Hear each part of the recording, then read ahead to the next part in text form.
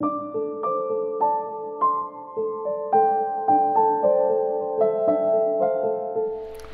hello there, Skywinders. Welcome back to another episode of Skywind007. On today's episode, we're going to be looking at this. This is a mirror dash cam that came from AliExpress. That's why it's in an ugly package. So let's dive right in.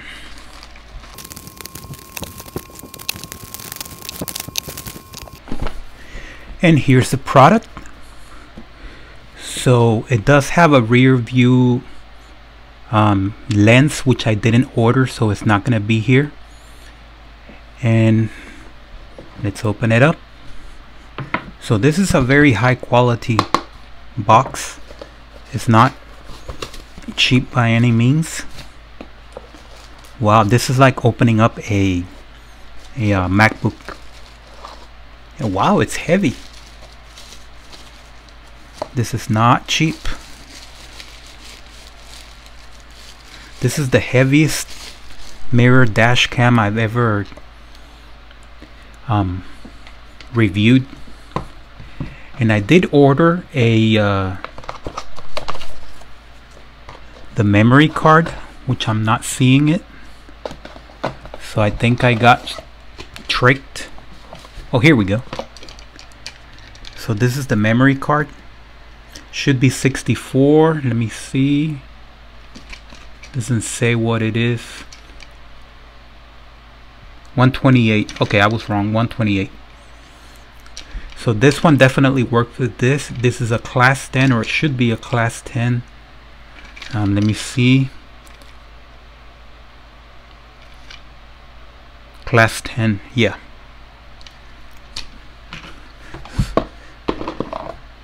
And then unfortunately you do get a mini connection right here, a mini USB connection. And you get 4 of these, which I don't think you need all 4. You just need 2. Or wait, I'm wrong. Yeah, you just need 2. So, well, I'm excited. So let's take this.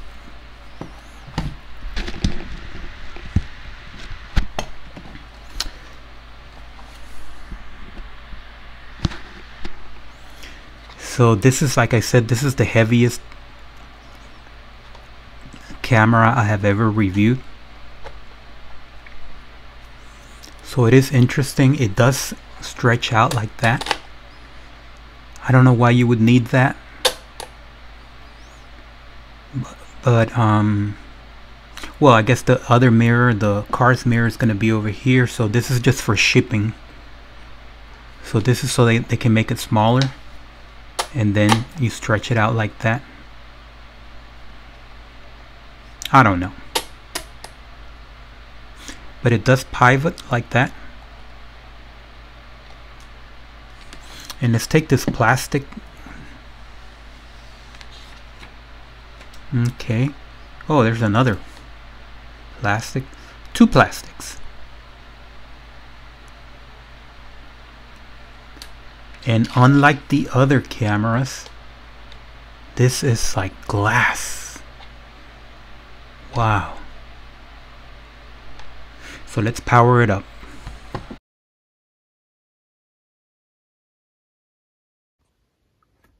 Okay folks, so we are in my car because I couldn't get it to work indoors in my bedroom. So this is one of those devices that you have to connect it to your car because it won't work on an adapter. So let me turn on the ignition.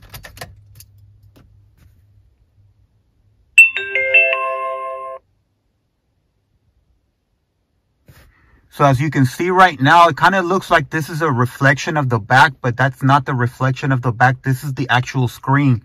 It's recording what's in front.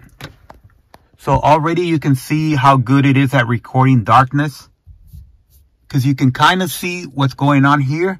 But if you look in the front, it's almost completely dark. But anyway, let's look at the interface, and then we're going to test some clips. We're going to go driving during the day and at night, and we're going to see how it performs. So let's look at the menu. Let's stop it. So you got 4 buttons over here. Home. Home. The pause button. Camera. lock, and volume. And up here you have the intensity. You can make it bright. Let's leave it at that. So let's go to home. And on home you have this options right here. So you have car DVR, that's just going to start recording. Photograph, that's gives you the option of taking photograph. I'm not going to get into that because I don't think that's there's a purpose for that on a dash cam. They always seem to include it for some reason. Playback, that's if you want to play back the clips. And settings, let's go into settings, and here's what you get. So at the top you have streaming media. So that gives you the option of, let me zoom out. That gives you the option of making it all front, all rear, and equal. So I'm going to leave it all front. That means that if you have a rear camera, you have that option of making it rear or equal. So equal, you'll have two screens. Okay, the next one is volume settings. I'll leave it at 2. That's the volume. Resolution, I'll leave it at the maximum. So you'll get the best resolution. And by the way, even when you leave it at the maximum, when you have the maximum SD card, which I have right now, which is this capacity, I'm going to show it on the screen because I can't remember it right now. You do get about 5 hours of recording. So that's pretty amazing. I think it's more than that. I'll put it on the screen. I did the math the last time, and it's amazing. It's several hours of recording, so you won't have any problems with that. Because nobody drives around for 5 hours unless you're going cross country. Photo quality, I think this is irrelevant because you're not going to be taking photos with this. So I'm just going to leave it at 12M. Loop recording, here's where you get an option, 1, 2, and 3 minutes. I recommend 1 minute.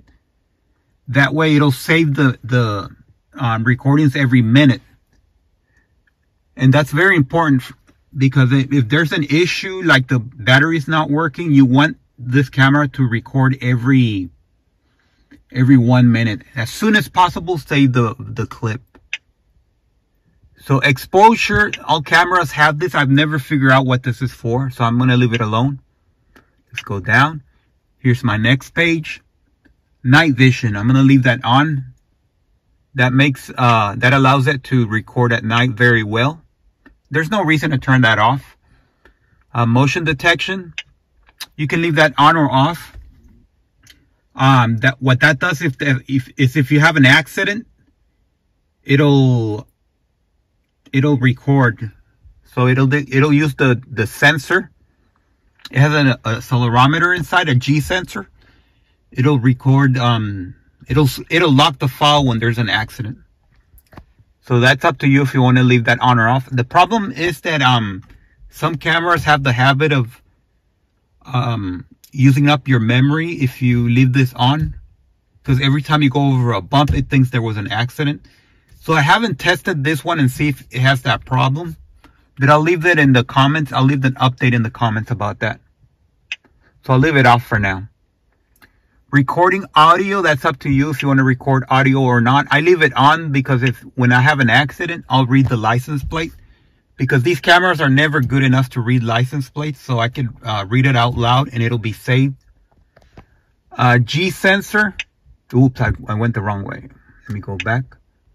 G sensor, I leave it on high. And the reason why I leave it in high is because of the next option. Parking. Parking is when you have an accident, when the vehicle is parked. And believe me, it does happen. I just had one. I'm going to show you the pictures of my car. It got hit while parked. Now, language.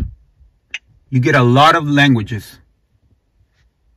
So I'm going to leave that alone. I'm going to leave it in English. Auto screen off. That's so that the screen is not in your face. You can make it automatically turn off in 1, 3, or 5 minutes, or leave it on permanently by putting it on off. So I like to do 1 minute. Luminescence, that's the brightness of the screen. I'm going to leave it on medium. But you can put it on high like that or low. I'll leave it on medium. Date and time, that just sets the date and time. So I'm not going to, I already did that. Format, you can format the SD card. I already did that. You can restore factory settings. No need to do that right now. And then there's a firmware. Okay. Let's see if there's any more screen. No, that's the last screen. So let's get out of here. So that was settings. Now let's look at playback. It'll stop recording. Just say yes. And here are some of the clips. As you can see right now, we're in my garage and the lights are off. I turned the lights off so there wouldn't be any reflection on the screen. And it does a good job at recording. Let me press play. So that was settings. Now let's look at playback.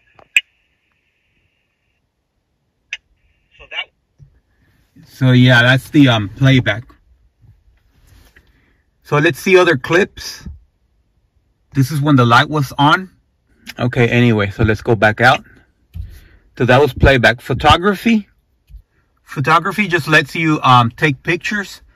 I don't see why you would want to do that, but you would press this button right here. And that'll take a picture. So let's go back out.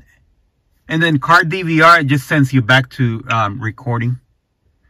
And you know it's recording because right here it says it's recording. 8, 9, 10. So it is recording. If you don't want to see this screen, you can turn it off immediately by... there's a button underneath. Let me turn on the lights a little. Yeah, there's a button over here. That turns off the screen, and you can turn it back on if you want.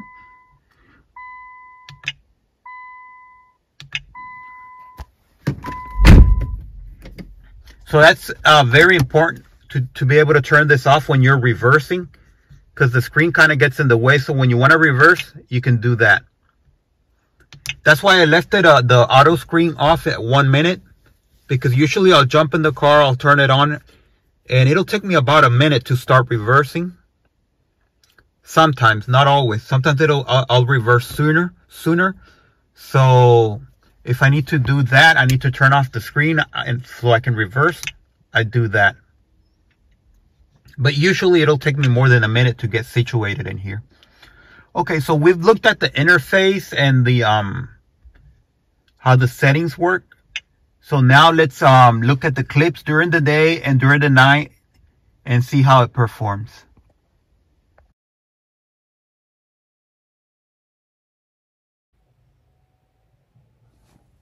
Okay, folks, so here we are, and it is daytime.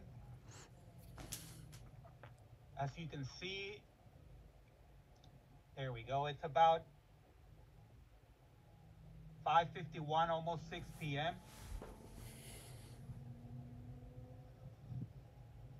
Let me move this towel right here. It kind of gets in the way.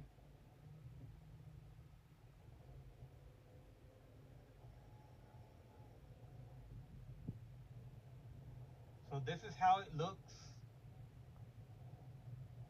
Let's see if we can read that sign. It should say Cobble Creek Way. Let's go to the left. And by the way, you are listening to me.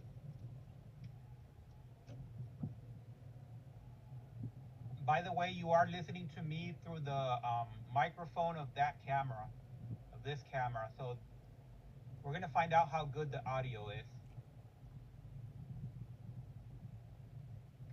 Let's see if we can read that sign. It says Cobble Creek Way, same thing as the other one.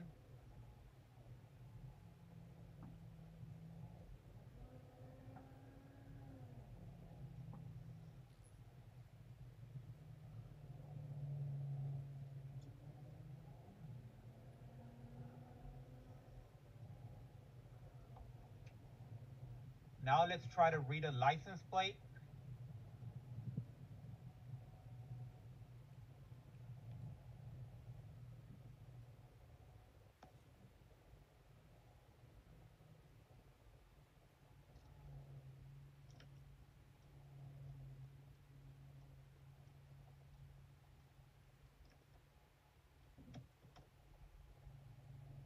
It should say HND6100.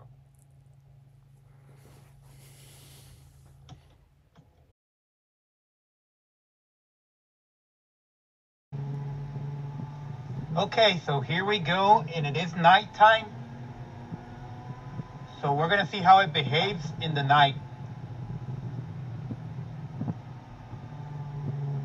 So far it does look good. I'm looking at the screen right now,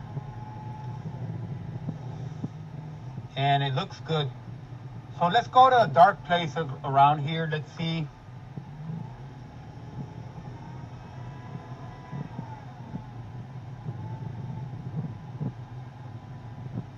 Let's see if we can find a dark place. Let's turn right.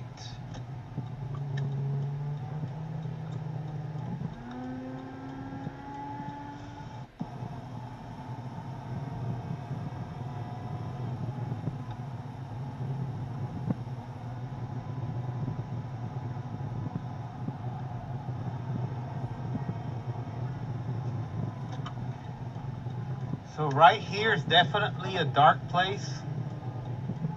This area right here is dark. Partly because of the trees.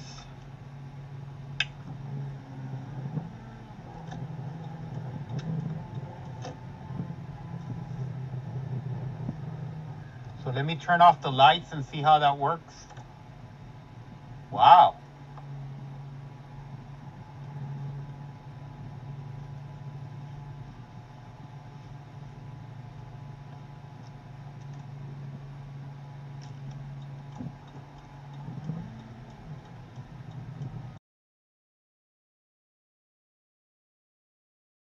Okay, ladies and gentlemen, so we have reached the end of this review, and I would give this dash cam probably,